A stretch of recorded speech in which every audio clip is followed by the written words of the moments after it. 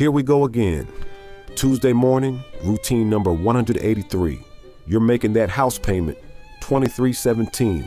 Same bank, same amount, same automatic transfer you've been hitting for the past 16 years. But today, when you tap send payment, something different pops up on your screen. A message you've never seen. Final payment processed. Account closed. You stare at that notification. Maybe you blink twice. You'd imagine this moment would feel bigger somehow, like fireworks should go off, or you'd suddenly feel different inside. Instead, your coffee's getting cold. Your phone's buzzing with work emails. Tuesday looks exactly like every other Tuesday. Then somewhere around day 3, something shifts. Not like a light switch flipping, but more like when your eyes adjust to darkness. Subtle at first, then unmistakable. Today we're diving into what really happens after you eliminate that house payment. Not the celebration part, everyone talks about that. I'm talking about the psychological shift that rewrites how you approach work, money, and decisions. Because here's the thing, 2 people can cross this same finish line and end up in completely different financial universes 5 years down the road. Let's start with the numbers, because they paint a picture most people never see clearly. Your typical mortgage payment sits around $23.17 for monthly. Take a $300,000 loan at 7% interest over 30 years. You're not just paying back $300,000, you're paying $7,000 to $18,000 total. The bank collects more profit from your home than you originally paid for the entire thing. I'm not complaining about this system, just describing what it actually costs. Most folks focus only on that monthly number and never calculate the full price tag. When that payment vanishes, you're not just getting $23.17 back in your checking account. You're getting something much more valuable, the weight lifted off your shoulders. Problem is, when you carry weight long enough, you stop noticing it's there. It becomes part of you, which explains why losing it feels so strange at first, yet so powerful later on. So what actually changes right away? And what do people think will change but doesn't? Everyone expects this wave of relief to wash over them. And it does come, just not like a movie scene. It arrives quietly, which catches people off guard after spending 15 years imagining something more dramatic. Here's the immediate reality. Your monthly survival number just dropped by whatever that mortgage payment was. If you needed $4,500 to cover your bills before, now you need $2,300. That's your new floor, the minimum you must earn to keep your life running. This floor matters more than most people grasp. The lower it sits, the more options you have.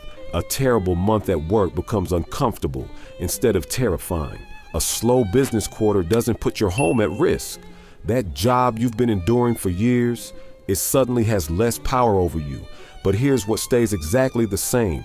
Your paycheck, your other bills, your spending patterns, your overall financial confidence. Those require separate work entirely. The folks who immediately feel rich after paying off their mortgage often make a critical mistake. They let their lifestyle grow to fill that empty space within 18 months. Different expenses, same financial pressure. The mortgage disappears, but they end up with identical breathing room. Paying off your house doesn't create wealth. It removes the biggest roadblock to building wealth. Those are completely different things. Here's the math that most people completely miss.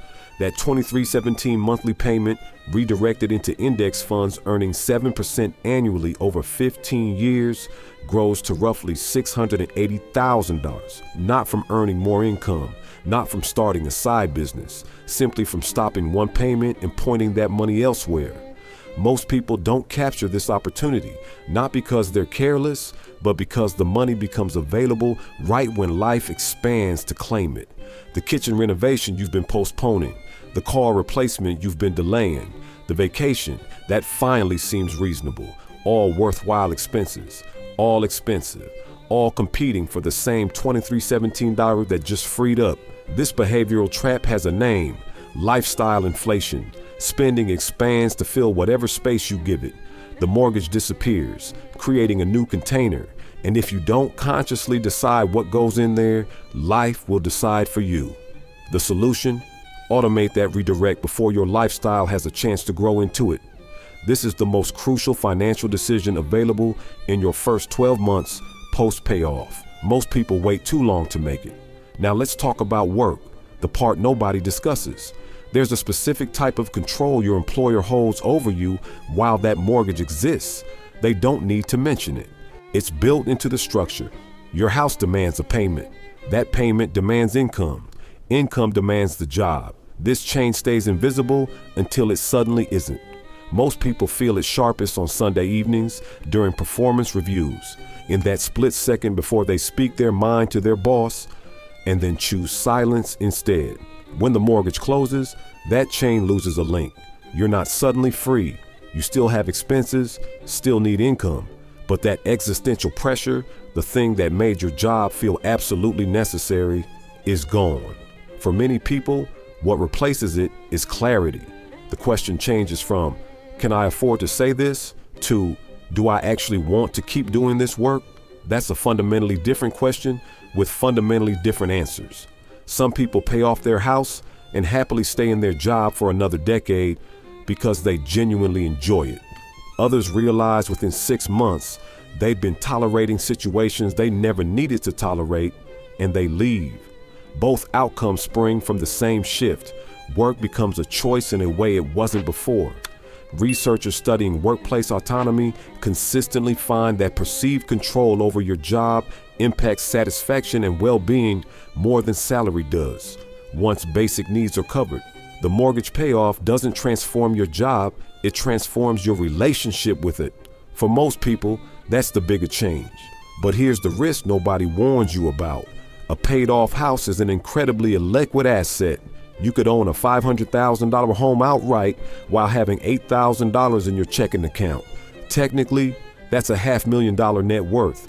Practically, a $25,000 medical emergency or job loss creates genuine crisis. Your house can't write checks. It can't cover payroll.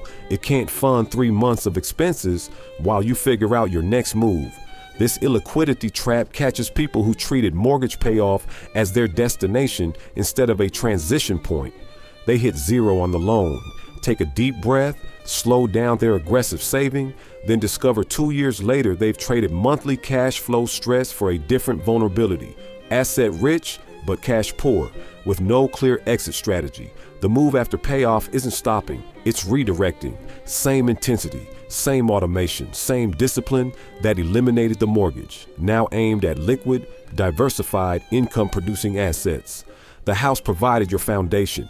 Now you build a structure on top. Something permanently shifts in your money psychology after this payoff that's genuinely difficult to explain until you experience it firsthand. Debt has texture. It's not just numbers on statements. It's a presence, a constant obligation sitting in the background of every financial decision you make. The vacation you skipped, the career risk you avoided, the business idea you shelved because timing felt wrong. For most people, the mortgage represents the largest piece of that presence. When it disappears, your thinking changes. Decisions that seemed risky before now feel calculated. Opportunities requiring slack you didn't have become possible.